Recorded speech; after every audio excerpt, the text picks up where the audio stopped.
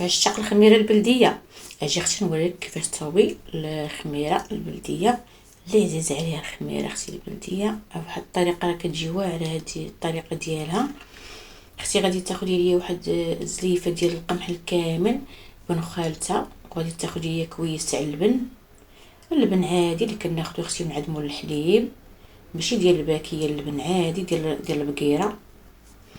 ايوا هنايا اختي غندير واحد المعالقه صغيره ديال العسل. العسل راه هو كيخلي الخميره تبارك الله كيهيج الخميره وكيخليها تخمر بواحد الطريقه زوينه. صافي اختي كنجيب واحد القريعه اللي تكون نقيه ومعقمه وكتسد مزيان. صافي غادي نخوي فيها ديك الخميره اللي خلطتها، وغادي نخليها الليله كامله. كيف ما كتشوفون غندير واحد لاستيك باش غادي نعبرها. غادي تشوفوا تبارك الله كيفاش كتطلع نهار على خو غادي كتطلع بوحديتها. صافي هنا راه غادي ندير هذاك لاستيك وغادي نطلعوا واحد شويه هذيك الخميره ديالي كتطلع حتى لهاد القياس اللي درت لكم انا ديال لاستيك. الغد اللي عاوتاني حليتها وغادي نزيد ليها واحد كويس ديال القمح، وغادي نزيد كاس تاع الماء. هاد المره ما غاديش نزيد اللبن، غادي نزيد كاس تاع الماء ولا نص كاس على حسب. ما ديروش جاريه بزاف باش تجيكم الخميره ديالكم عاقده وزوينه.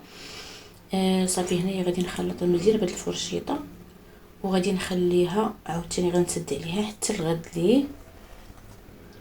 صافي هنا عاوتاني الغد ليه حليت عليها تاني لقيتها تبارك الله عاوتاني راه خمرات تاني واحد شويه.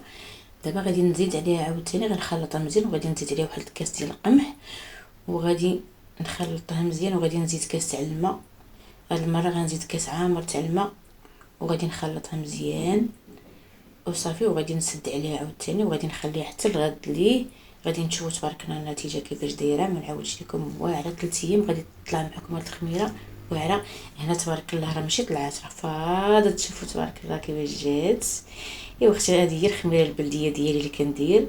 ياك بغيتي تصاوبات نتوما بصحتكم وراحتكم. وكنتمنى ملي تصاوبوا تخليوها ليا في التعليق.